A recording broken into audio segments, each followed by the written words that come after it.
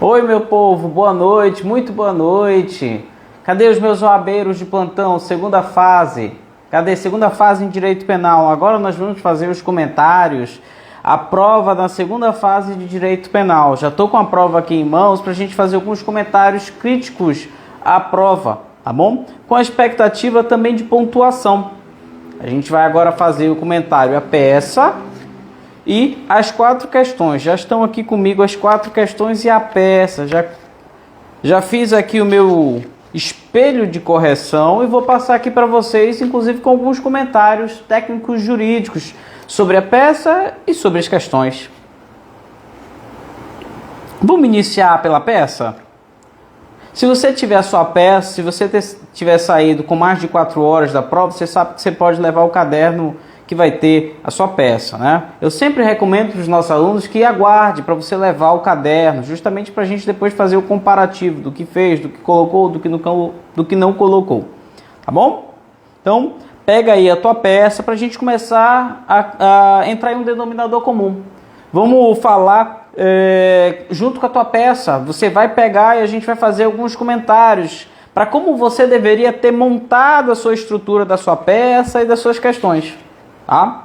Então vamos começar pela própria peça. Eu vou preferir começar pela peça, vou por ordem cronológica. A gente vai pela peça e depois pela questão 1, 2, 3 e 4 e conclusão final, considerações finais sobre a prova que a prima facie eu vi uma prova muito justa, uma prova que não foi num nível com questões muito acima, sobretudo da prova das 2 últimas OABs, que teve um nível de dificuldade um pouquinho maior, questão de multidisciplina envolvendo os direitos do advogado, inclusive que os meus alunos, a gente já havia trabalhado para nessa prova já saber os direitos dos advogados, sobretudo o crime de violação de prerrogativa de advogado, que está lá no artigo 7º-B, a gente estudou ele, estudamos os crimes de abuso de autoridade, para também saber se o advogado pode ser sujeito passivo desse crime, mas nesse 35º certame de ordem na seara penal não foi cobrada a multidisciplinariedade que nem foi cobrada em provas pretéritas, mas para aqueles futuros que ainda vão realizar a segunda fase, saibam que já é recomendado estudar a multidisciplinariedade, sobretudo os direitos e garantias do advogado, tá bom? Porque, ora, como é que você vai defender o direito de outra pessoa sequer se você sabe os seus? Sequer se você sabe as suas prerrogativas legais lá no artigo 7º da Lei 8.906 de 94, o Estatuto da OAB. Bom, vamos lá, vamos começar conversando sobre a peça do Júlio. E a peça começa logo te narrando a data, dia 4 de março de 2019. Olha, data não vai estar à toa, separa essa data. Eu sempre falo isso em aula, vou repetir aqui. As datas, elas não ficam em vão, elas sempre têm um propósito. Sobretudo para a gente saber se o réu era menor de 21 na data dos fatos, maior de 70 na data da aprovação da sentença, ou mesmo sobre a intertemporalidade da lei penal. O direito penal no tempo. O direito... Opa, problemazinho técnico. A gente ao vivo tem essas coisas, né? Não tem problema não. Vamos ajustando aqui. Tudo certo? Então, é o que eu sempre falo, o direito penal no tempo. Às vezes a tua tese pode ser que o crime se deu antes da criação de determinada tipo penal. Vídeo exemplo, o crime de violência psicológica contra a mulher, que eu sempre falo do artigo 147, letra B. Se o fato se der antes da lei que o criou, obviamente, em razão do princípio da anterioridade, o fato vai ser atípico, isso é mandamento tanto do Código Penal como na Constituição Federal, o princípio da legalidade, aí tem suas vertentes, taxatividade, reserva legal e a anterioridade que a gente já vinha falando. Então, pegou aqui a tua data, separa, 4 de março de 2019. A gente vai trabalhar com essa data e a gente vai saber se essa data vai ser útil ou não. Mas uma coisa que eu já te informo é que essa data a OAB nunca coloca de forma inútil. Vai ter um porquê. Marca aí que foi no dia 4 de março. No 4 de março de 2019, Júlio, insatisfeito com a falta de ajuda de sua mãe no tratamento que vinha fazendo contra a dependência química. Opa, já te falou que o cara é dependente químico.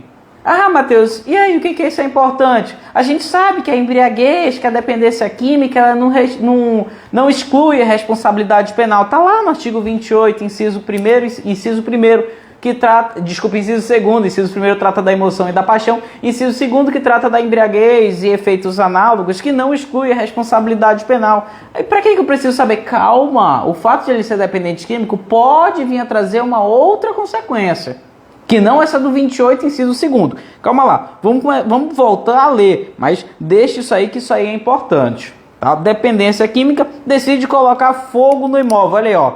Ele está trazendo o ânimos, a intenção do agente, o dolo. Qual era o dolo dele? Você tem que separar o que o agente quer. Porque a gente vai tratar a responsabilidade penal dele a partir do que ele quer. Quando ele não quer, a gente vai tratar a partir do resultado que foi praticado. Pois bem, então o dolo é quando ele quer, óbvio, a intenção, o ânimos, a vontade.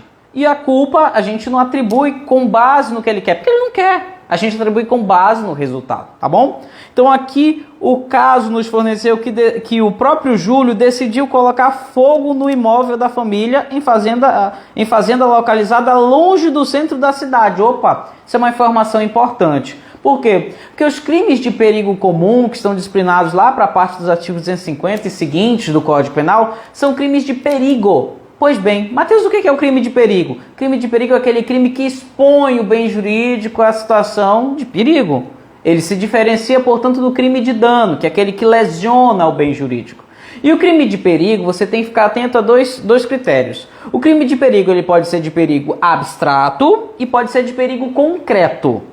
Quando ele for de perigo abstrato, a gente vai estar trabalhando com uma probabilidade futura. A lei trabalha com a probabilidade futura. Incorreu naquele tipo de perigo, pronto, já está perfeito o tipo penal, está subsumido. Agora, nos crimes de perigo concreto, é a lei traz a situação de perigo e mais a necessidade de se comprovar que naquela circunstância houve aquele perigo. Então os crimes de perigo concreto a gente fala que são os crimes de perigo atual, que está acontecendo. Enquanto que o perigo futuro é uma probabilidade futura, os crimes de perigo concreto é a probabilidade que deve acontecer. Então já saiba que ele está te trazendo aqui, ó, informações que vão poder corroborar, olha aqui, ao vivo assim mesmo, que vão poder corroborar a sua tese. Vamos continuando aqui. Longe do centro da cidade. Para tanto, coloca gasolina na casa que estava desabitada. Olha, desabitada. Ele não vai colocar em vão. Isso aqui é justamente para ratificar a possibilidade da inocorrência de uma situação de perigo concreto. Deixa marcadinho aí, ó, que estava desabitada. E acende um fósforo, sendo certo que o fogo gerado destruiu de maneira significativa o imóvel. Ok, teve realmente um dano aí com quanto ao imóvel.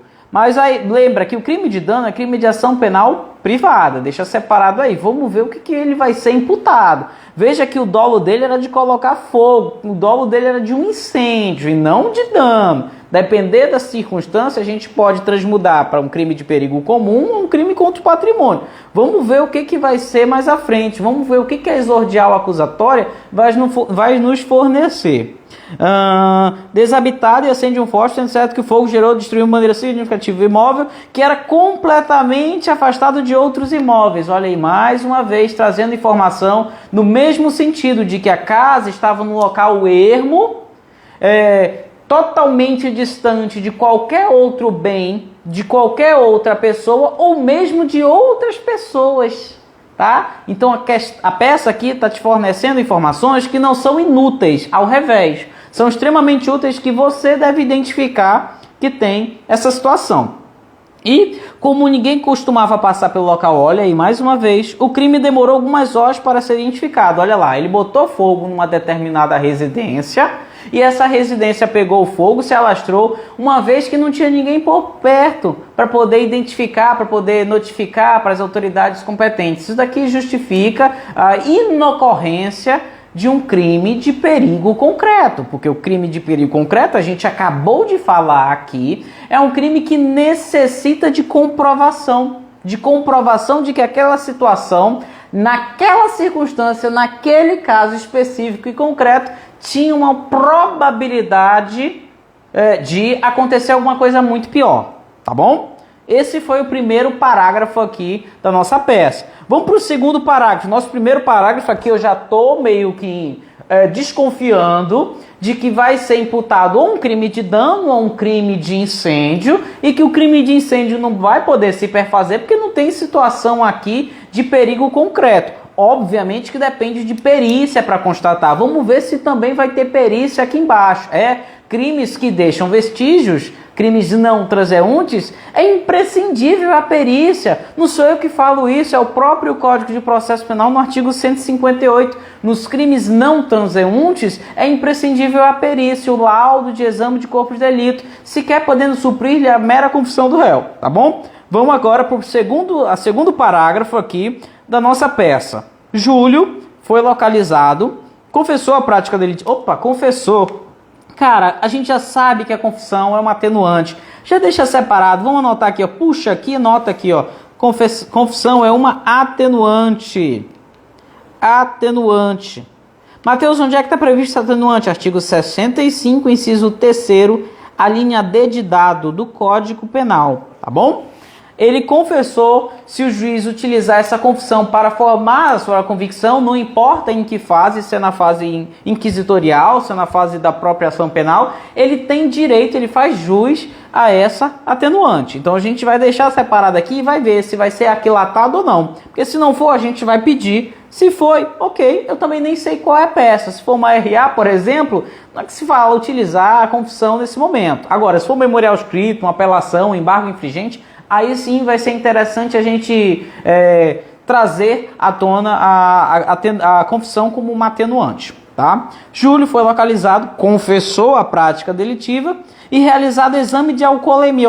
Realizaram o exame de alcoolemia no Júlio. Foi constatado que se encontrava completamente embriagado. Tá, Mateus, o fato de ele se encontrar completamente embriagado inibe a responsabilidade penal? De forma alguma. A teoria da Axel libera em causa. A gente acabou de falar. Artigo 28, inciso 2º do Código Penal. A responsabilidade penal ela não pode ser retirada quando o agente coloca-se voluntariamente ou mesmo culposamente em situação de embriaguez. Tá? Até o momento, eu não sei se essa embriaguez é uma embriaguez voluntária ou culposa. Se for voluntária ou culposa, a responsabilidade se permanece. Artigo 28, inciso 2º do Código Penal, em harmonia com a teoria da ação livre na causa, ou axio libera em causa, enfim. Estava completamente embriagado, sem capacidade terminal de caráter ilícito do fato.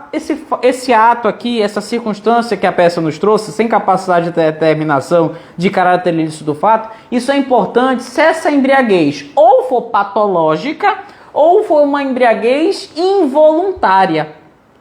Mateus? Porque a embriaguez por si só a gente sabe que não exclui a responsabilidade penal dele. Agora, quando essa embriaguez for patológica, isto é, for uma embriaguez que ao tempo da ação torne ele inteiramente incapaz de ter o caráter ilícito do fato, e essa dependência química se transmuda numa doença mental ou num desenvolvimento mental incompleto ou retardado, isso aí, essa embriaguez patológica, ela se transmuda para uma inimputabilidade, aquela esculpida no artigo 26 do Código Penal. Então, essa embriaguez patológica, ela pode, não estou dizendo que vai configurar, mas eu estou falando que ela pode vir a configurar a inimputabilidade que o artigo 26 reclama. Então, vamos ficar de olho aqui.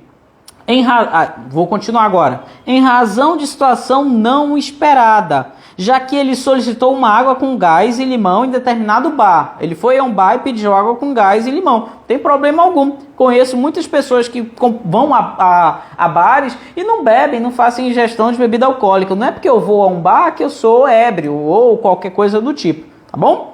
Então, vamos voltar para o caso agora, né? Mas o proprietário, sem que Júlio soubesse, olha aí, ó, de forma insidiosa, portanto, Júlio não sabe que alguma coisa que o dono do bar vai fazer, vamos continuar lendo, misturou cachaça na bebida, olha lá, ó. Então, Júlio sequer sabia que estava ingerindo bebida alcoólica. E ele estava sob efeito de remédios. A própria peça aqui deixa claro, ó, que ingerida junto com o remédio que vinha tomando para combater a dependência química, causou sua embriaguez. Está aqui, ó.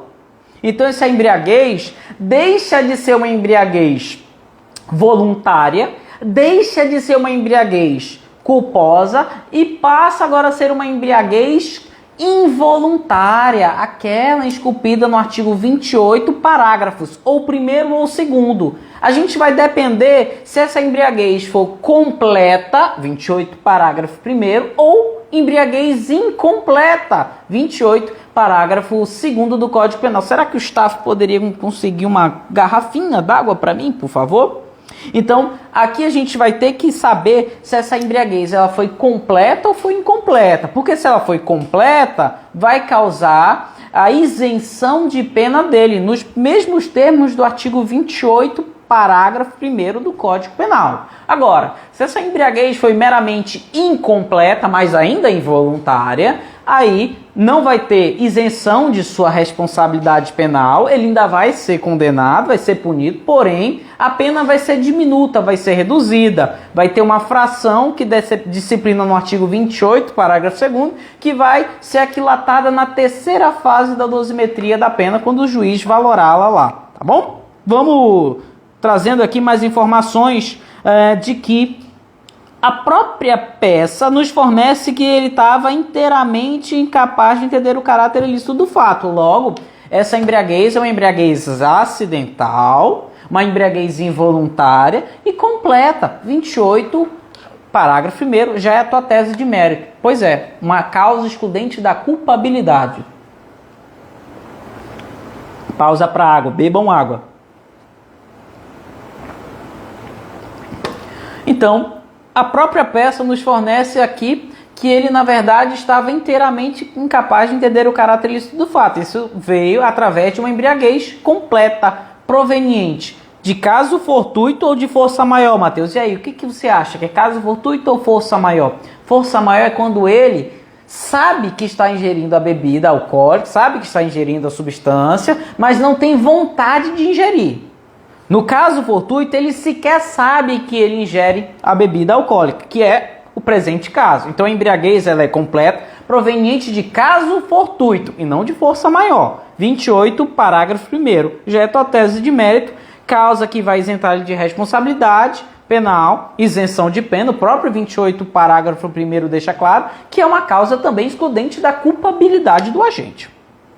Vamos voltar agora aqui para o caso. Já sei que a gente tem aqui possíveis duas teses de mérito. A primeira, com quanto à inocorrência da situação de perigo concreto para um possível crime de incêndio. E a gente já sabe que ele é aqui, tem a sua responsabilidade isenta, ou seja, o terceiro elemento da teoria do crime, que é a culpabilidade, não se perfaz, uma vez que ele estava totalmente incapaz de entender o caráter ilícito do fato, uma vez que ele tinha sido embriagado mediante caso fortuito. Agora eu vou voltar para o caso. Foi ainda realizado exame de local, constatado na conclusão do imóvel que foi destruído, havendo prejuízo considerado aos proprietários. Tá, não vejo aqui não sendo crime de dano. Isso aqui é, até o momento, um crime de dano. Mas que não havia ninguém no local no momento do crime e nem outras pessoas e bens de terceiros a serem atingidos. Mais uma vez, para mim, isso aqui resta caracterizado a inocorrência da situação de perigo concreto.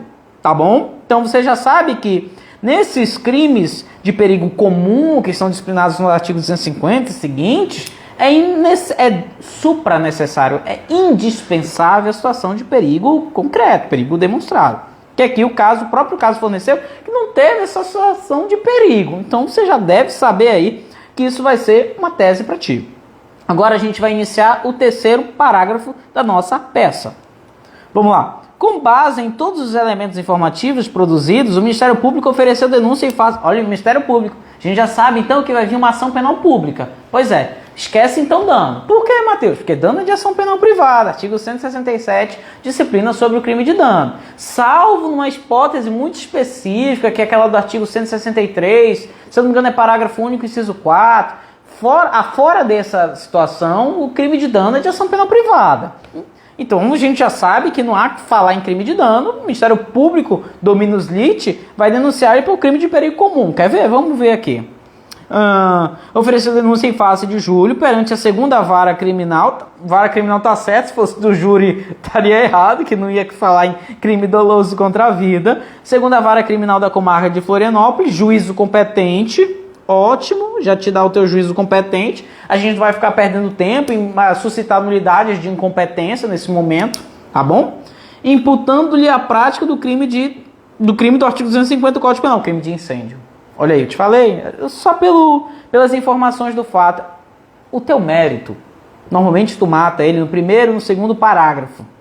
Tá? Existe hipótese que tu vai matar o teu mérito lá para o meio da peça, mas normalmente, em 60% a 70% dos casos das peças, o teu mérito vai estar nas primeiras 15 a 20 linhas, 10 a 15 linhas, tá bom? 10 a 15 linhas, o teu mérito vai estar se percorrendo aí. Vamos voltando para cá. Foi concedida a liberdade provisória, ótimo. Não há que se falar em pedido de revogação, relaxamento de prisão ou mesmo de detração. Você já sabe porque ele está em liberdade provisória, ok.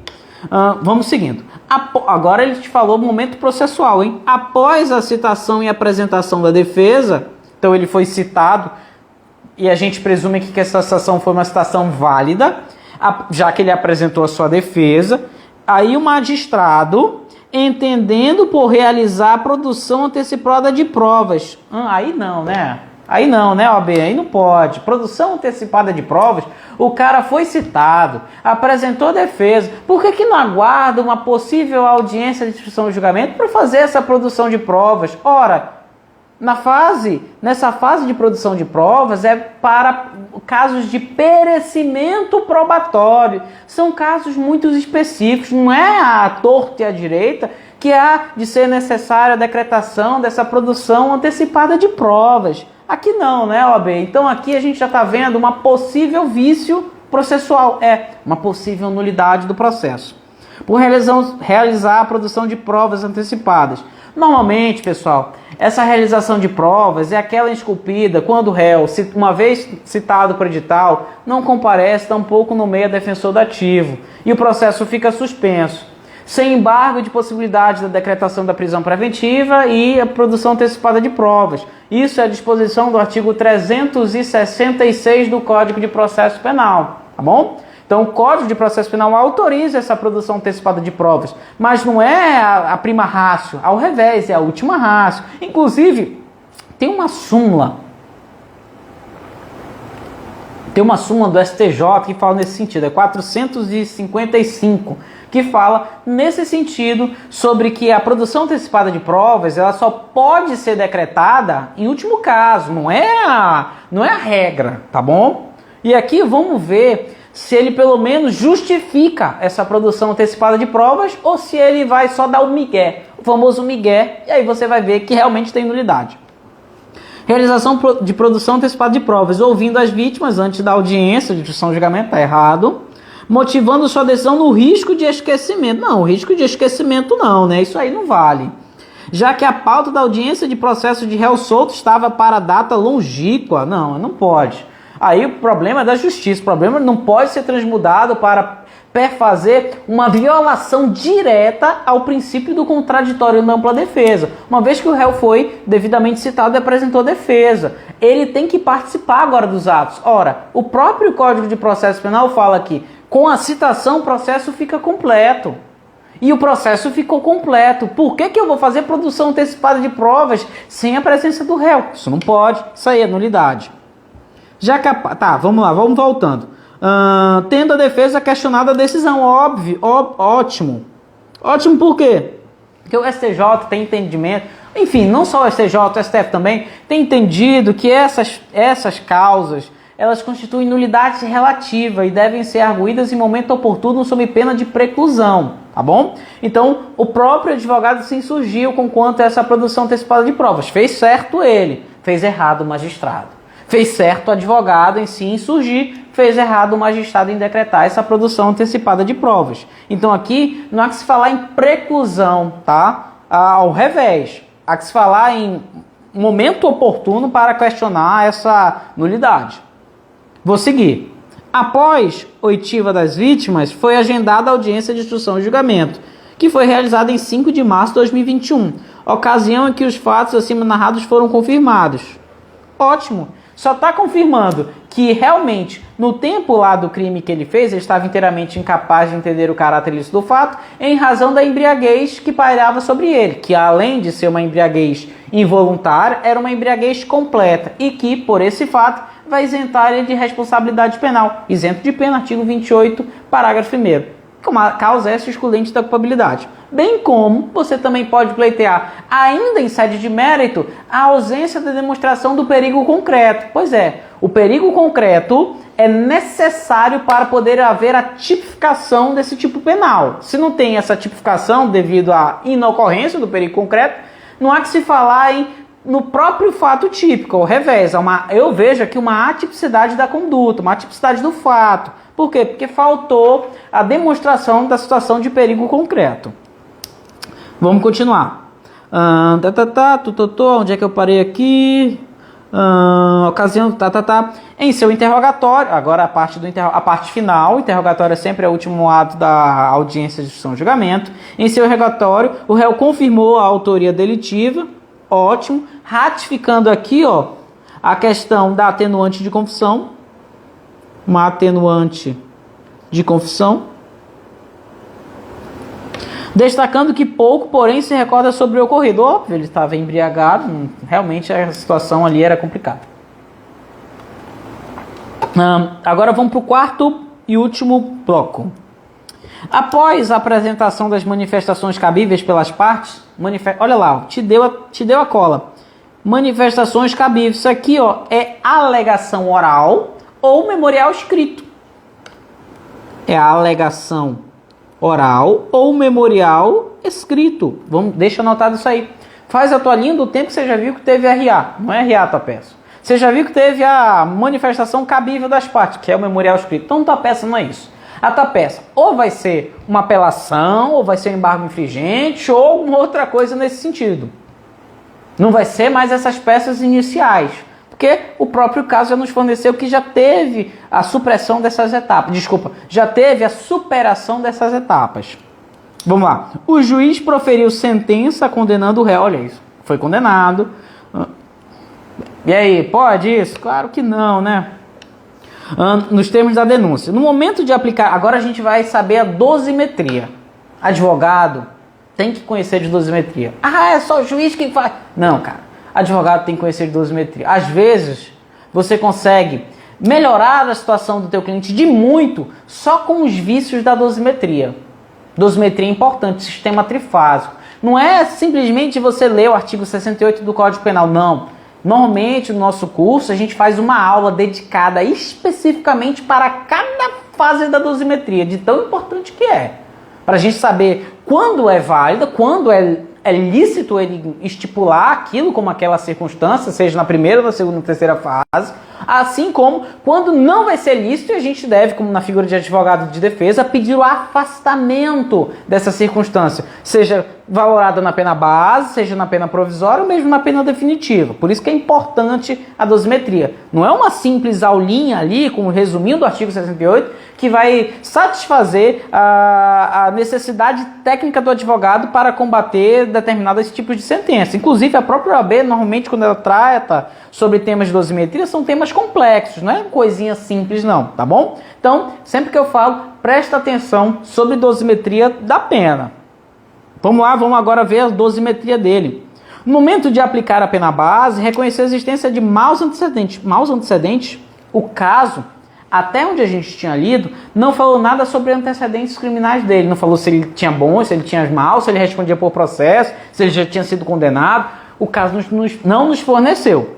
Então, a OAB agora nessa peça ela vai ter que vir dando uma explicação de por que está sendo valorado como maus antecedentes. Porque senão vai ser um prato cheio para a gente pedir o afastamento. Agora, se ele vier trazendo alguma informação importante, a gente vai ficar quieto. Ou, se ele vier trazendo uma informação meia boca, aí tu também vai pedir o afastamento, óbvio. Vamos lá. Maus antecedentes. Aumentando a pena em 3 meses. Olha, na primeira fase e na segunda fase, não existe um quantum legal para quanto o juiz pode sopesar ou diminuir. Tá? O STJ tem entendimento de que seria esse patamar em 1/6, tá? Tem doutrina em sentido diverso. Como o tema é nebuloso, acho que a OAB não vai vir muito em cima disso não para te bater. Ou tu vai afastar logo tudo, ou não vai ter que se afastar nada. Vamos lá. Pena em 3 meses. Tendo em vista que na folha de antecedentes criminais, na FAQ dele, acostada ao procedimento, constava uma condenação de júri pela prática de crime de tráfico. Ok, vamos lá. Por fato ocorrido em 20 de abril de 2019. Olha aí. Lembra no começo da nossa live que eu falei que datas são importantes? Se você for dar uma olhadinha, depois vai ficar salva essa live, calma, não te afoba, essa live vai ficar salva. Você vai ver que lá no começo da live eu falei que datas são importantes, a OAB não vai colocar em vão. E se a gente for voltar aqui para o comecinho, na primeira linha da nossa peça, a gente vai ver que o fato aconteceu em 4 de março de 2019. E essa circunstância que o juiz está sopesando como maus antecedentes de crime de tráfico, ocorreu em 20 de abril de 2019. Como é? Pois é, ocorreu depois.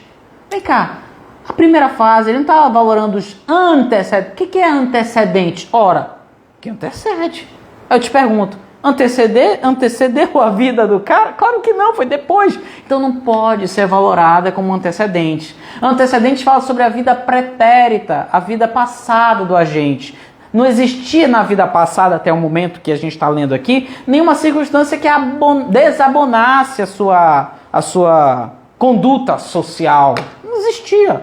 Esse fato aqui é um fato inválido. A gente vai ter que pedir o afastamento dessa circunstância de maus antecedentes. Isso aqui não é válido, tá? Por quê? Porque, ora, se você for ler aqui, o crime de tráfico foi praticado em 20 de abril de 2019. E o crime de incêndio, que acabou de ser condenado na nossa peça, é aqui, ó, no dia 4 de março de 2019. Então não tem antecedentes aqui. O crime de incêndio, ele foi antes do crime de tráfico. O crime de tráfico ele pode ter praticado no decurso do livramento da liberdade provisória que ele estava. Enfim, não é importante aqui o crime de tráfico. A gente está apurando aqui o crime de incêndio. Vamos lá, vamos voltar. Então a gente já sabe que a gente vai ter que pedir o afastamento dessa circunstância de maus antecedentes, cujo trânsito em julgado ocorreu em 10 de março de 2020. Não importa. Quando ele praticou o fato, aqui, não existia nenhuma circunstância antecedente a esse fato.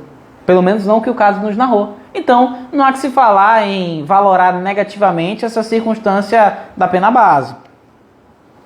Na segunda fase, agora, olha, dosimetria, pena provisória, segunda fase. Reconheceu a presença de uma agravante do artigo 61, inciso 2, a linha B do Código Penal, que eu presumo que seja sobre perigo comum, tá? Não pode, isso aí não pode. OAB, princípios do direito penal, gente, é uma das nossas primeiras aulas, princípio. Especificamente o chamado princípio da proibição à dupla valoração negativa de um fato.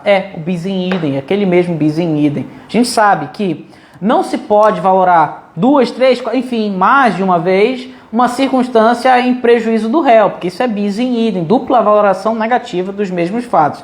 Isso tem previsão legal tanto no decreto 678 de 92, o Pacto de São José da Costa Rica, enfim, tem num outro estatuto, se não me engano, o Estatuto de Roma, que fala também, enfim, também é um princípio já reconhecidíssimo em doutrina, é pacífico, sobre esse princípio do ne bis in idem, ou non bis in idem, enfim.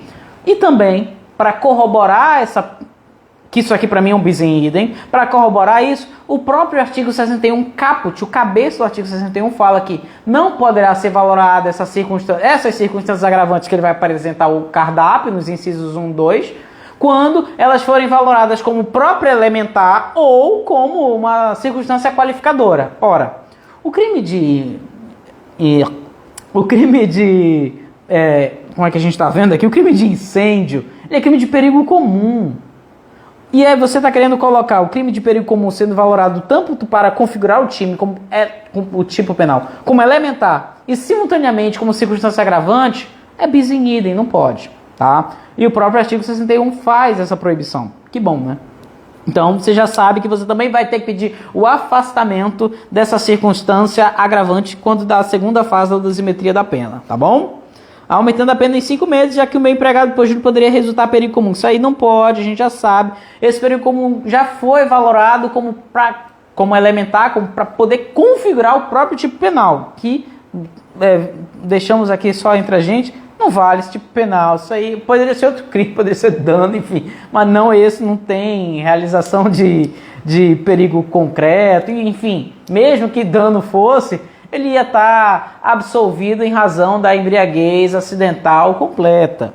Bom, vamos voltando para o caso. Não foram reconhecidas atenuantes de pena. Tá errado. Olha aí, ó. Não foram reconhecidas atenuantes de pena. Vem cá, e a confissão? Cadê? Pois é, o juiz esqueceu.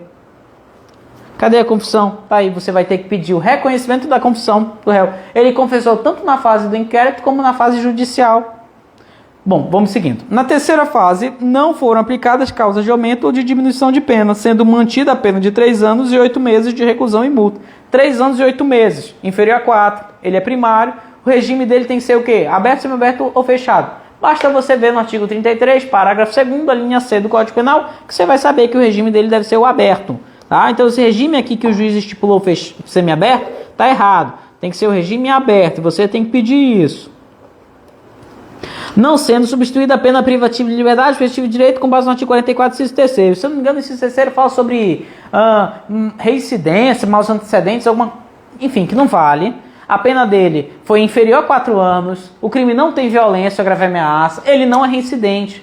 Não tem nenhuma circunstância que impeça ele ser beneficiado com a substituição da pena privativa de liberdade por restritivo de direitos. Então aqui você também tem que pedir o reconhecimento, obviamente que de forma subsidiária, da substituição da pena privativa de liberdade por restritivo de direitos do artigo 44 do Código Penal. Tá? Você tem que pedir isso também. Então olha lá, a gente deixou aqui consignado que a gente viu uma nulidade, que é a produção antecipada de provas. Isso aí violou diretamente, frontalmente o princípio da ampla defesa e do contraditório. Obviamente o advogado não pôde perguntar, enfim, não era para o juiz primeiro decidir sobre o mérito na RA, se ele absolvia, se ele não absolvia sumariamente, e aí depois ele designar a IJ, audiência de julgamento, e não fazer produção antecipada de provas. A gente viu em tese de mérito a tipicidade do fato, o perigo concreto não foi demonstrado, excludente da culpabilidade, uma vez que a embriaguez foi acidental, não acidental, involuntária, portanto, e ela foi completa, proveniente de caso fortuito.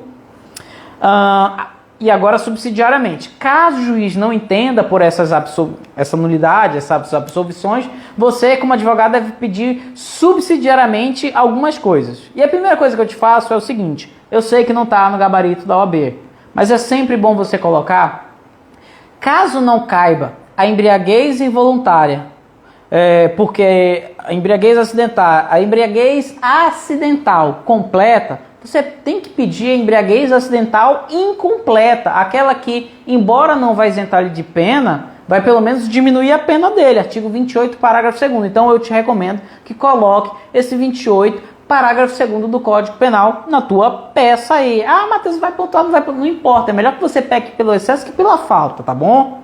Então, coloca aí embriaguez completa e também coloca embriaguez incompleta, para você pontuar aqui e pontuar aqui. Não importa, o importante é pontuar, tá bom? Então, a gente já viu subsidiariamente sobre essa embriaguez. A gente já viu aqui que ele tem direito a atenuante. A gente já viu que ele também tem direito à substituição da pena privativa de liberdade de direito. E a gente também tem que falar que tem que ser afastada a circunstância de maus antecedentes, porque não tinha nenhum antecedente, e tem que ser afastado o agravante de perigo comum, porque já é valorada na própria elementar do tipo penal. Bom, essas são as nossas teses até o momento. Agora vamos ver a peça, o momentum processual. O Ministério Público se manteve intimado da sentença, o Ministério Público se manteve inerte, sendo a defesa técnica de júri intimada em 11 de julho de 2022, está aqui. E ele não falou se houve nenhum tipo de recurso ou nada. Então você já sabe que o juiz sentenciou, o Ministério Público deixou transcorrer o prazo em habeas, e aí você foi contratado como advogado do Júlio, inconformado, para apresentar a medida cabível. Matheus, qual que é essa medida cabível? Não é outra senão um recurso de apelação 593, inciso 1º do Código de Processo Penal, naquele prazo de 5 dias. Então a tua peça nessa prova, no exame 35, é recurso de apelação, tá bom? Se é recurso, tem folha de admissibilidade, aquela folha de interposição, e tem lá no final o pedido de conhecimento e provimento, Já deixa anotadinho aí no teu esqueleto de peça, no teu gabarito, enfim, que tem o conhecimento e o provimento, e tem também o que a gente chama de folhinha de interposição ou folha de admissibilidade. Enfim, tanto faz. Bom, então, esses aqui são os nossos comentários. Olha aí, ó. Matheus, tu é prolixo, cara, mas é para entender. Às vezes a gente tem que falar mais, não adianta a gente ser muito rápido. A gente tem que extrapolar o tema, porque a gente, extrapolando o tema, a gente estuda mais, a gente fica no nível acima da OAB, e aí a gente não tem surpresas. Vamos lá, vamos para as questões. Vamos para a questão 1. Questão 1 é a questão do Pedro, tá? Pedro, que foi nascido no dia 20 de janeiro de 2020, ó, informação importante, sempre a data de nascimento do cara é importante, ou para a gente utilizar como menor de 21, ou mesmo para ver se ele é menor de 18, aí ele vai ser inimputável. Então, fica atento com quanto a data. Nascido em 20 de janeiro de 2020, foi condenado definitivamente, olha aí, ó, trânsito em julgado, já deixa anotadinho aí, ó, trânsito em julgado, pela prática de crime de furto simples, a pena de 1 ano de reclusão em regime inicial aberto, tendo sua pena privativa de liberdade substituída por pena de multa, olha lá. Então a pena privativa de liberdade, conforme determina o artigo 44, se eu não me engano é o parágrafo 2º ou 3º, determina que em determinados casos a pena privativa de liberdade ela pode ser substituída não só por restrição de direitos, como também por pena de multa, que é muito melhor. Ao invés de você ter restringido um direito, você apenas faz uma caução, uma multa, e aí pronto, você está pagando a sua pena. Enfim. Então a gente já sabe que a pena dele foi exclusiva de multa. Deixa anotado isso, hein? Pena de multa. E ele nasceu em 20 de janeiro de 2020. São as informações importantes que a gente tem nesse primeiro parágrafo aqui. O crime ocorreu no dia 14 de junho de 2018, do crime de furto. E a sentença condenatória transitou no dia 20 de abril de 2019, tá bom? Então esse crime de furto foi cometido no dia 14 de junho de 2018, quando ele já tinha 18 anos. Já tinha 18, portanto ele não é inimputável, porém ele é menor de 21 anos. E a gente já sabe que por ele ser menor de 21 anos ele faz jus tanto à atenuante genérica do artigo 65, inciso 1º, como ele faz jus à prescrição do o prazo prescricional sendo reduzido pela metade, artigo 115 do Código Penal. Então, uma vez que ele é menor de 21 na data dos fatos, já automaticamente é um direito subjetivo dele de ele ter essa atenuante e de o prazo prescricional ser reduzido pela metade, 50%.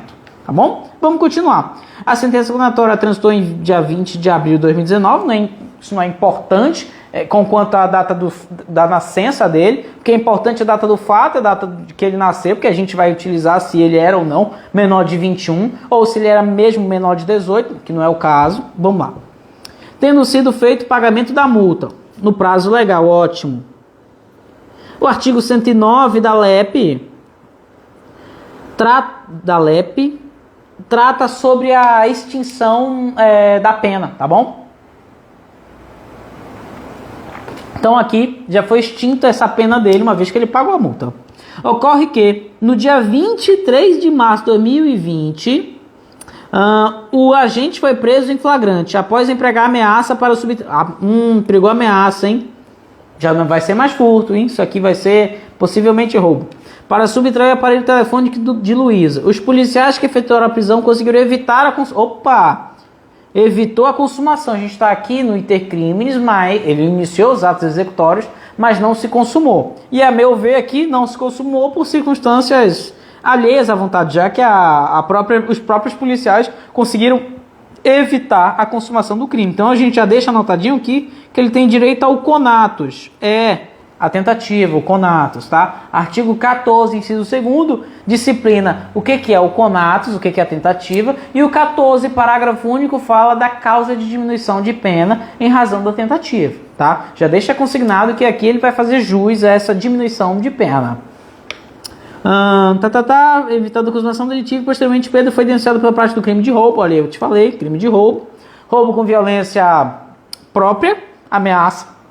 Imprópria é a parte final do caput do artigo 157, não é o caso, quando ele reduz ou incapacita a vítima, não é o caso aqui. Vamos lá. Finda a instrução. Foi condenado na forma do artigo 157 do Código Penal, combinado com o artigo 14, inciso 2º. Ok, tá certo. Realmente, aqui fez jus ao reconhecimento dessa tentativa. Agora a gente vai trabalhar com quanto? Qual é a fração, né?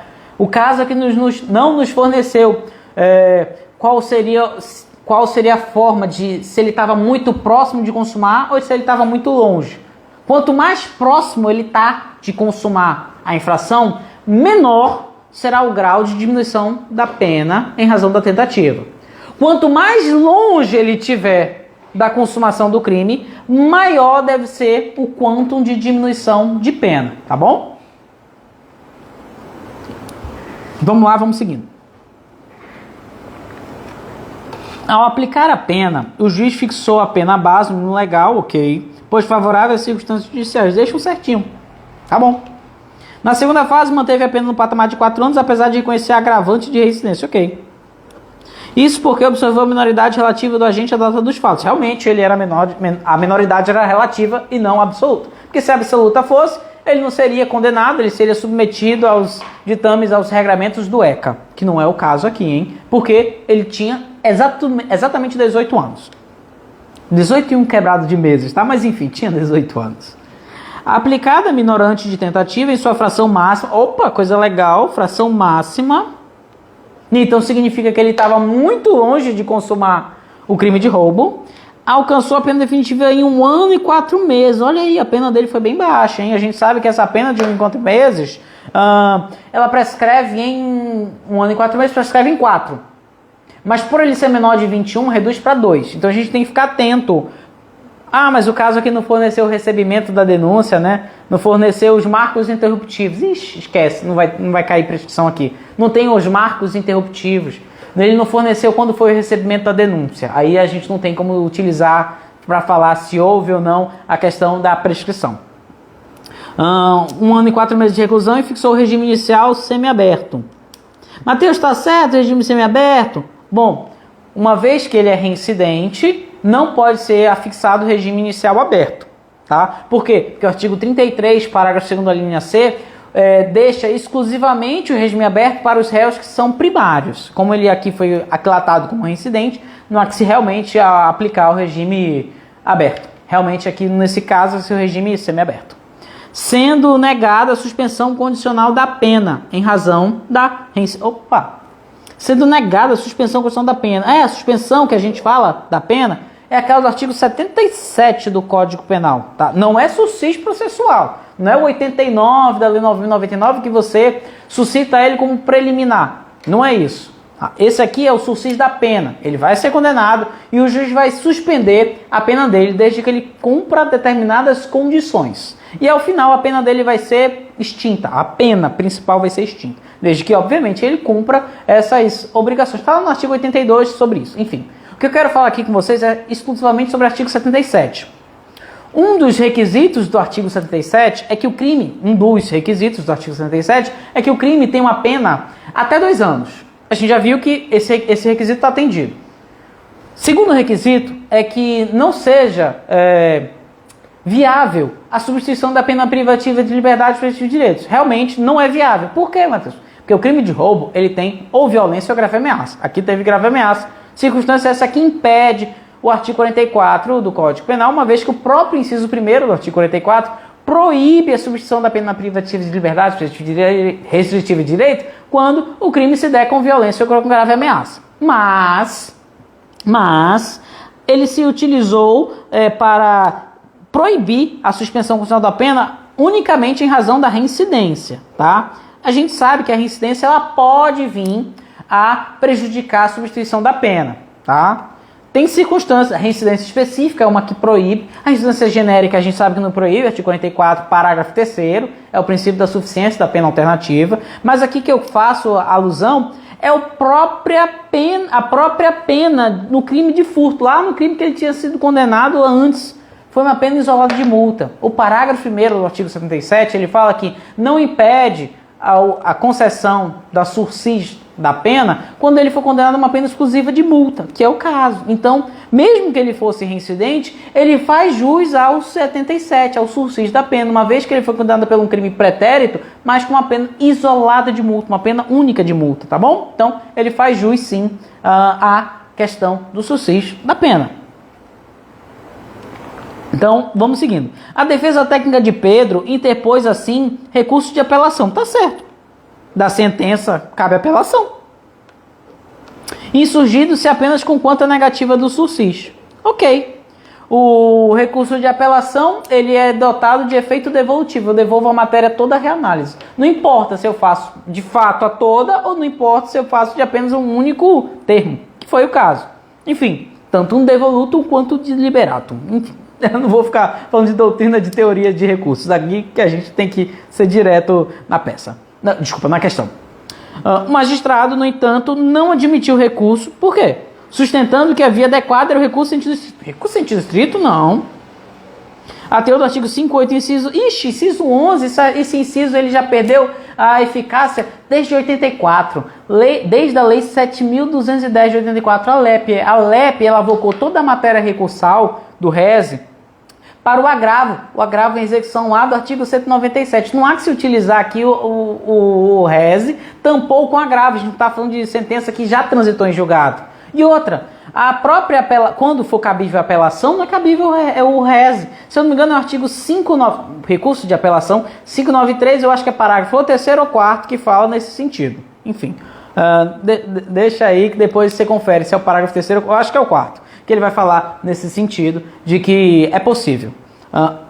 E eu ainda vou adiante, tá? Isso eu sei que não vai, provavelmente não vai ter no gabarito, mas eu vou adiante justamente para efeitos didáticos, tá? E acadêmicos. Existe um princípio chamado princípio da fungibilidade do Código de Processo Penal, artigo 579 do Código de Processo Penal. Ele fala que um recurso, ele pode ser reconhecido, um recurso errado, ele pode ser reconhecido como um recurso certo se for utilizado de forma com boa fé e sem erro grotesco.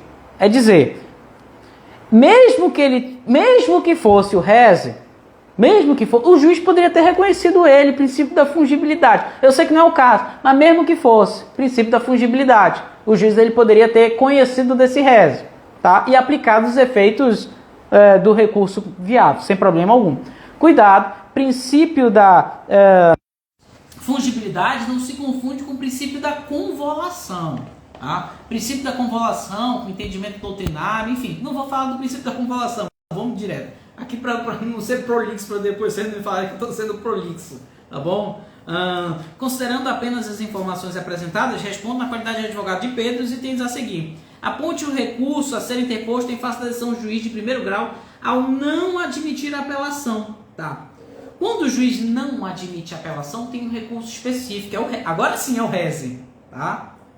RESE, se eu não me engano, é inciso 15 do Código de Processo Penal. Artigo 581, inciso 15 do CPP. Tá? Ele trata do recurso em sentido estrito para combater a decisão do juiz de primeiro grau que denega ou que julga deserta o recurso de apelação. No julgar deserto não vou nem falar, né? Mas aqui ele denegou a subida do recurso de apelação. E é esse o recurso que você tem que utilizar na letra A. Então, a letra A vai ser RESE 581, inciso 15. Na letra B, existe alguma tese de direito material que permita a concessão do suspenso? Sim, o próprio 77, parágrafo 1º, a gente acabou de falar. Quando ele for reincidente, com uma pena exclusiva de multa, nada impede que ele seja beneficiado com o sursis da pena, que é o caso. O crime de furto que ele praticou teve a pena exclusiva de multa. Então, para o crime de roubo tentado, é perfeitamente possível que tenha o benefício do sursis da pena, tá bom? Vamos para a questão 2 agora. A gente já respondeu a questão 1. Questão 2, questão do Roberto. Quanto tempo a gente já tem de live aqui? Mais ou menos? 1 hora? Não sei. A gente tem limite? Não. Tá bom? Vamos falando então aqui. Questão 2, questão do Roberto. Roberto, olha lá. Pô, essa questão aqui. Os meus alunos do nosso curso de mentoria, nosso curso do IEP jurídico, cara, eu dei isso na semana de prova. Nessa semana de prova a gente falou sobre concurso de crimes, e causas em que não há concurso de crimes. Dentre as causas que não há concurso de crimes, eu falei sobre 3 espécies, 3 classificações de crimes que não há concurso de crimes. E eu falei, uma dessas 3 vai cair na tua prova, dito e feito, olha lá, cantei a pedra. Eu falei sobre o crime habitual, o crime de tipo misto alternativo. Falei sobre esses 2 que realmente não há concurso de crimes nesse sentido. E também falei sobre o crime permanente, aquele que se prolonga, se protrai no tempo. A gente especificou sobre isso. E eu falei, cara, a violência doméstica, familiar tá sempre à tona. Pode vir cair alguma questão de perseguição, violência psicológica contra a mulher. Tá aí, caiu de perseguição. Tá? Eu sei que não foi no âmbito de violência doméstica familiar contra a mulher, eu sei. Mas finalmente caiu o 147A que eu tanto falei, de ação penal pública condicional da representação. Vamos lá. Roberto foi denunciado pelo crime de perseguição stalking, né? Damásio, grande, célebre, emérito professor Damásio Jesus, sempre falou nesse sentido desse crime, que era necessário. Isso vem lá do direito norte-americano, falou. Olha o tempo, ele falou, desde 2008 ele já falava sobre isso. As suas célebres obras ele tratava sobre, só agora que teve esse crime de perseguição, enfim, recentemente, nos últimos 2 anos. Bom, vamos seguir. Segunda denúncia, no dia 15 de janeiro de 2022, ou seja, após a edição do crime de perseguição. Então aqui a gente não vai falar em princípio da legalidade, realmente essa questão está superada. Na filial da Sociedade Empresária Juan S.A., situada no Rio de Janeiro, Roberto se aproveitou da proximidade física com Fábio, colega que trabalhava na matriz da empresa em São Paulo e estava visitando a filial carioca por uns dias apenas, no ambiente de trabalho, para lançar-lhe olhares lascivos, o que lhe teria perturbado a esfera de privacidade ou de liberdade de Fábio. Eu te pergunto, perseguição, ele tem uma classificação jurídica que eu sempre defendi. Matheus, pode ser... Cara, que eu sempre defendi desde o começo, nos nossos comentários, nossos artigos foram nesse sentido, de que o crime de perseguição, ele é um crime habitual. Ele reclama a reiteração dos atos para configurar um único crime de perseguição. Eu sempre falei isso, sempre falei. Tem doutrina, eu sei que tem doutrina em sentido diverso, mas eu sempre falei que a perseguição é crime de natureza habitual e reclama para sua consumação a reiteração de vários atos. Um único ato isolado não se perfaz crime de perseguição. Um único ato isolado, o fato é atípico. Tem que ter a reiteração de atos. O OAB já cobrou isso sobre crime habitual, se eu não me engano, há 2 OABs. Naquele crime de exercício ilegal da profissão relacionada à medicina, arte dentária e farmacêutica. Se eu não me engano, artigo 282 do Código Penal. Cobrou sobre isso. Está cobrando de novo agora sobre crimes habituais. Olha aí, a importância de você estudar sobre classificação jurídica de crimes. Tem que estudar a classificação jurídica de crimes. Crime de dano, crime de perigo. Caiu na peça, crime de perigo. Tá bom? Enfim. Vamos voltar aqui para casa, que é o crime habitual. A gente já sabe crime habitual, já deixa anotado aqui, e ele vai necessitar de uma reiteração de atos. Nesse primeiro parágrafo aqui, não falou que se teve reiteração de atos. Até o momento, eu já vou deixar anotadinho isso aqui, para mim é fato atípico. Fato atípico. Sequer tem presença de fato típico aqui. Fato totalmente atípico. E este ofereceu representação contra Roberto. Ok, o crime de perseguição é crime de ação penal pública condicionada à representação. Sem essa representação não tem que se falar em condição de procedibilidade para tal crime. Vamos continuar. O Ministério Público se recusou a formular proposta de transação penal a Roberto. Por quê? Com fundamento em uma anotação existente na sua folha de antecedentes criminais. A gente já... Opa! Tá bom. Realmente, a transação penal, ela tem circunstâncias que a impedem. Uma é que ele não pode ter sido condenado a pena privativa de liberdade, ou ele não pode ter sido beneficiado com a transação penal nos 5 anos anteriores. Tá bom? Deixa anotado isso, eu acho que é artigo 76, inciso 1º lá da Lei 9.099, tá bom? Relativa à condenação definitiva à pena corporal, extinta há mais de 5 anos. Opa, aí não pode, né? A INP, Entendimento esse do MP totalmente contra a lei, né? A própria lei fala que a única circunstância impeditiva da transação penal é se ele ostentar uma condenação ou se ele ostentar que ele já gozou desse benefício pelo período de 5 anos. E aqui o próprio caso fala, ó, extinta há mais de 5 anos. Então nada impede que ele seja rebeneficiado com essa transação penal. Vamos lá para as perguntas. Sobre a hipótese apresentada, responda aos itens a seguir. Letra A. Qual tese de mérito? Opa, mérito, tese do direito material, do direito penal, podem ser invocadas pela defesa técnica de Roberto? A letra A se perfaz na questão do crime habitual. A verdade é essa, crime habitual. Ah, Matheus, existe divergência doutrinária, tem porfia sobre se é constitucional ou inconstitucional, tem essa dubiedade, eu sei. Tá? Mas vamos focar na natureza jurídica do crime, na classificação do crime. Eu entendo que é um crime habitual e eu vou sustentar isso, sustento os meus alunos e eu creio que essa resposta não esteja errada. Tá? Depois a gente vê no gabarito oficial da OAB.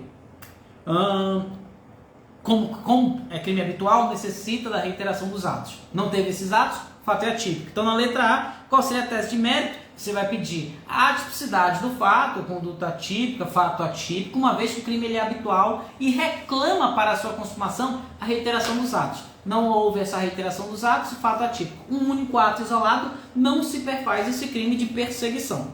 Letra B. Quais medidas poderiam ser adotadas pelo defensor técnico de Roberto para viabilizar a proposta de transação penal? Bom, a própria artigo 76 da Lei 9.099 trata das circunstâncias que impedem. Óbvio, a gente sabe que o princípio da legalidade é imperativo em toda a matéria penal e tudo que a lei não proíbe, a lei permite.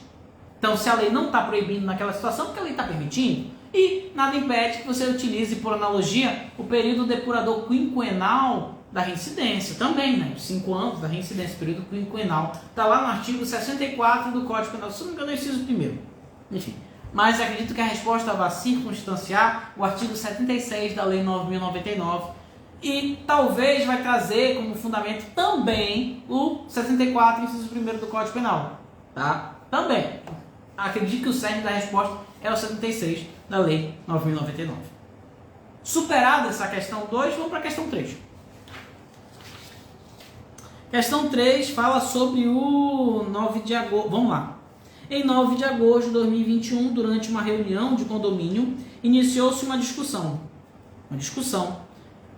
O morador Paulo, lutador de vale tudo, um cara forte então, chamou o Fábio, síndico, de ladrão. Isso aqui para mim é injúria, hein? Ladrão é ofensa, xingamentos, direcionamento é honra subjetiva, injúria. Se ele descrevesse um fato, e aí nesse fato contivesse informações de que determinada pessoa havia surrupiado dinheiro, aí poderia se falar em calúnia. Mas nesse caso aqui não há que se falar em calúnia. Aqui, nesse primeiro momento, eu estou vendo aqui crime de injúria, crime de ação penal de natureza privada, tá? É necessário que a vítima ofereça queixa-crime em tempo hábil, sob pena de decadência. Ato contínuo, Paulo partiu para cima de Fábio, no intuito de quebrar seu nariz com um soco. Em seguida, Fábio, prática de jiu-jitsu, golpeou Paulo, que caiu no chão desmaiado. Ó. Fábio agiu em legítima defesa. O cara estava vindo para cima dele. E aí ele se defendeu. Diante de uma injusta agressão, ele utilizou de meio moderado necessário para repeli-la a direito seu, de forma atual. Os elementos da circunstância de legítima defesa estão perfeitamente presentes. Portanto, isso aqui para mim, esse ato aqui do Fábio golpeou Paulo que caiu no chão, isso para mim aqui está claro que é uma legítima defesa real. Por que real, Matheus? Porque realmente aconteceu e quando ela é real, ela exclui a própria ilicitude do fato. Tá? Essa legítima defesa real, portanto, é uma justificante. Ou também dirimento, também discriminante, tá? Discriminante, que retira o próprio crime. Tá? Justificante ou discriminante, tanto faz. O laudo hospitalar atestou apenas lesões leves. Lesões leves. A gente já sabe que a lesão leve está no artigo 129 caput do Código Penal. E uma observação muito importante da lesão corporal de natureza dolosa leve é que a ação ela é penal pública condicionada à representação, no teor do artigo 88 da Lei 9.099.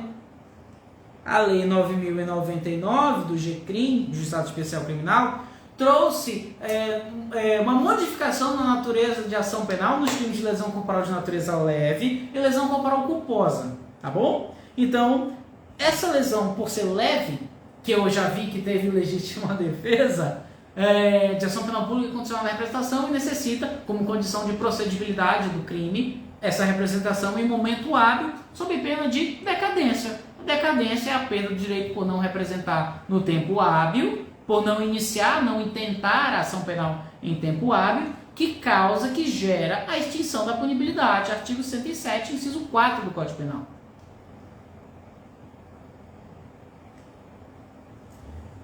Vamos voltando aqui.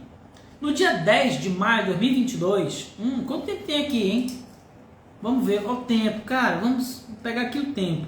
9 de agosto de 2021 para 10 de maio de 2022, setembro, outubro, novembro, dezembro, janeiro, fevereiro, março, abril, maio, tem 9 meses aqui.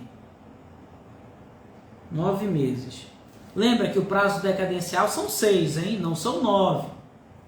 Em 10 de maio, em outra reunião do condomínio, Paulo e Fábio encontraram-se novamente. Fábio já tinha esquecido os fatos ocorridos na ocasião anterior. Fábio, aquela máxima, né? Quem bate não lembra.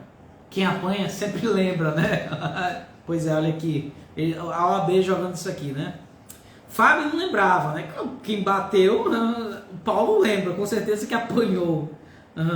Sentiu-se envergonhado perante os demais condôminos e resolveu seguir em frente para processar Fábio criminalmente por lesão corporal de natureza leve, que é de ação penal pública condicionada à representação e precisa ser representado dentro de 6 meses. Nesse dia 10 já tinha ocorrido decadência e consequente extinção da punibilidade. No dia seguinte, Paulo noticiou o ocorrido na reunião anterior à autoridade policial e apresentou o laudo hospitalar para a comprovação da lesão sofrida, que, diga-se de passagem, foi de natureza leve. Após os trâmites regulares das investigações, o promotor de justiça atribuiu para o caso, com atribuição para o caso, ofereceu denúncia em face de Fábio com incurso nas sanções do crime de lesão corporal de natureza leve, cujo qual a gente já sabe que é de ação penal pública condicionada à representação. Você já se prevê. O nosso aluno ele tem uma forma de pensar preventiva, ele já prevê tudo lá na frente, você já pensa tudo a mais e depois só vai retirando. Melhor do que você pensar pequeno e depois ter que procurar o que é, tá bom? Utilize sempre essa metodologia que aí é melhor você pecar pelo excesso que pela falta. É melhor você tirar conteúdo do que ter que acrescer conteúdo. Bom, seguindo, a denúncia foi recebida e determinada a citação do réu. Então, Fábio virou réu. Considerando as informações acima, na condição de advogado de Fábio, responda aos itens a seguir. Qual tese a defesa pode alegar como preliminar? Decadência, extinção da punibilidade. Olha aí, eu falei, entre 9 de agosto de 2021, data que ele tomou conhecimento da autoria da infração, e 10 de maio de 2022, no dia que ele possivelmente foi à delegacia fazer a representação, já tinha ultrapassado o lapso temporal de mais de 6 meses, portanto, operou-se a decadência. A decadência é uma causa extintiva da punibilidade. Letra B. Qual tese de direito material poderia ser utilizada para a defesa de Fábio? Aqui, essa tese aqui está bem tranquila, de legítima defesa, que a gente já viu falar. Essa legítima defesa é uma legítima defesa real, portanto, causa justificante. Artigo 23, inciso 2º do Código de Processo, do Código Penal, combinado com o 25, tá? E a gente aqui, eu fico um pouco temerário a fazer essa informação, mas como o fato do réu já ter sido citado, a gente já sabe que pode ser pedida a absolvição dele. Se for na RA, absolvição sumária, artigo 397, inciso 1º. Se for memorial escrito para pressa posterior, absolvição apenas, 386, inciso 6, que fala sobre causas excludentes da ilicitude. Tudo bem? Então, questão 3, foi para mim, a questão menos complexa, a questão assim que a OAB mais trabalhou com informações fáceis, é aquela questão que vai te auxiliar na tua aprovação. E vamos seguindo, para a gente finalizar na questão 4, né, para eu também não tomar muito tempo de vocês. Afinal, a nossa live já está o quê? Já tem quase 1 hora ou mais de 1 hora? Já. Olha, para explicar, tá vendo como é? Eu poderia ter explicado em 10 minutos essa peça, essa prova toda. Porém, eu gosto sempre de trazer mais informações e o porquê que é essa resposta e porquê que não é outra resposta, tá bom? Justamente para tirar a tua dúvida. Vamos para a questão 4. Arnaldo e Fábio, 22 anos, a gente já sabe que ele não vai ter direito àquela atenuante de confissão, atenuante de menoridade relativa e a pressão sendo reduzida pela metade. São irmãos gêmeos idênticos. Irmãos gêmeos idênticos. Das duas, uma. Ou algum vai fazer alguma coisa errada e vão imputar o outro, ou algum vai fazer uma coisa e vai imputar do outro, né? Ou violação sexual mediante fraude, alguma coisa nesse sentido, pode ser que seja, tá? Irmãos gêmeos. Já fica, ó, ressabiado, já fica de olho nisso. Mas Arnaldo sempre fez mais sucesso com as meninas por ser mais extrovertido. Arnaldo inicia um relacionamento com Mônica, de 14 anos. Temerário, mas não criminoso. Vou repetir. Ele teve um relacionamento com Mônica, de 14 anos. Temerário, mas não criminoso. Por quê, Matheus? Porque o ato sexual com pessoa menor de 14 anos, de fato, sem sombra de dúvidas, configura estupro de vulnerável. 217 letra A. Mas o ato sexual consentido com pessoa com 14 anos completos ou superior, o fato é atípico. É o que eu sempre falo em aula. Mais de 14 anos com consentimento, o fato é atípico. Mais de 14 anos com amor, o fato ele é atípico. E aqui até o momento eu não vejo o que se imputar estupro de vulnerável. Vamos ver se a questão vai te fornecer o estupro de vulnerável com um outro tipo de crime. Vamos aguardar. Ambos costumam manter relações sexuais consentidas. Ótimo. Consentimento da própria vítima torna-se o fato atípico. Tá bom? Relação sexual consentida aqui. O direito penal não há por que intervir. Lembrando que o direito penal sempre tem que ser a sua aplicação em última ratio. Bom? Princípio base lá do direito penal. No Estado Democrático de Direito, enfim. Helena, amiga de Mônica, sempre foi apaixonada por Arnaldo e, movida por ciúmes, resolve noticiar às autoridades sobre a relação mantida entre Arnaldo e Mônica, no intuito de incriminá-lo por estupro de vulnerável. Estupro de vulnerável não pode. Não pode, ela tem 14 anos. Se ela fosse menor de 14 anos, sem sombra de dúvida, seria subsumir ao estupro de vulnerável. Mas ela com 14 anos, ela pode ser sujeito passivo de outro crime. Pode ser sujeito passivo de estupro, de importunação sexual, registro não autorizado de intimidade sexual, enfim, uma gama de crimes, mas não um estupro de vulnerável. Não por o fato de ela ser menor de 14 anos. Mas ela pode ser sujeito passivo se ela estivesse vulnerável, tá? Mesmo ela tendo 14 anos, ela pode ser sujeito passivo do crime de estupro de vulnerável, desde que ela seja, tenha, na situação fática, sido retirada a capacidade de resistência dela. Tal qual ela esteja dopada, embriagada, drogada, enfim, de coma, que não é o caso até o momento. Noticiado o fato em sede policial e concluídas as investigações, o Ministério Público ofereceu denúncia imputando a Arnaldo o crime de estupro de vulnerável. Opa, não pode. A gente já sabe que para esse tipo penal, o fato ele é atípico. Não tem a elementar lá menor de 14 anos. Porque a própria Mônica tem 14 anos. Ela não é menor de 14 anos. Menor é 13 anos, 11 meses e 30 dias. 14 anos não é menor que 14 anos. Interpretação de português. Isso aqui não é nem direito penal. Isso aqui é interpretação ANITA, análise e interpretação textual. Bom? Então a gente já sabe que até o momento o fato ele é atípico, a ausência da elementar menor de 14 anos. Após o recebimento da denúncia, agora ele ficou réu. Citado e apresentou a defesa, foi designado a audiência de instrução e julgamento. De posse do mandado, o oficial de justiça foi até a residência dos irmãos e realizou a intimação na pessoa de Fábio. Ué, mas não era o Arnaldo que era o réu? Por que o Fábio? Que se fez passar por Arnaldo? Aí não pode. A citação, ela tem que ser pessoal. Isso é regra. Existem dois tipos de citação. Citação real e citação ficta. Citação ficta não é o caso que a gente está falando. A gente está falando de citação real. A regra da citação real é que ela seja pessoal, na pessoa do réu. Fábio não era réu. Quem era réu era Arnaldo. Essa citação não é válida.